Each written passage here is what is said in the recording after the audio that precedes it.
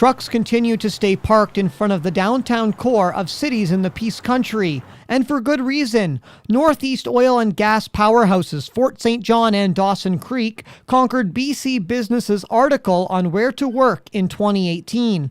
Fort St. John and Dawson Creek ranked first and second on the list respectively, and the local Chamber of Commerce says the Peace will continue to see growth next year. We're going to continue to see strong activity in oil and gas in 2018, 2019, and going forward. So with that comes all those secondary jobs. The Mile Zero City is currently contending thanks to its multi-billion-dollar investment in the oil and gas extraction industry. 2017 was a really positive year in oil and gas, and I think what's important for us to remember is that we're sort of in a bubble.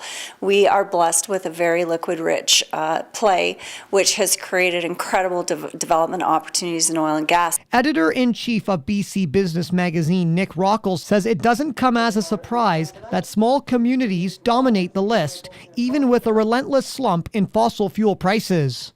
When I was there in the spring, I spent 2 days in Dawson Creek. I didn't really see much of a slump. The mayor of Dawson Creek and other people told me that the city and the region were coming out of a bit of a downturn. The article's information came from Environics Analytics, based in Toronto.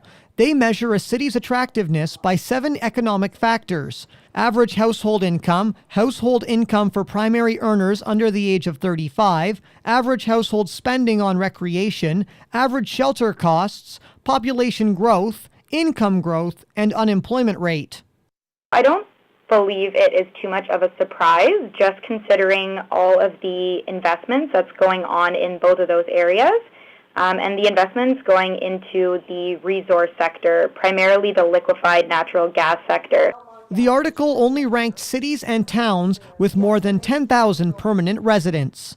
Eric Tashner, CJDC-TV News, Dawson Creek.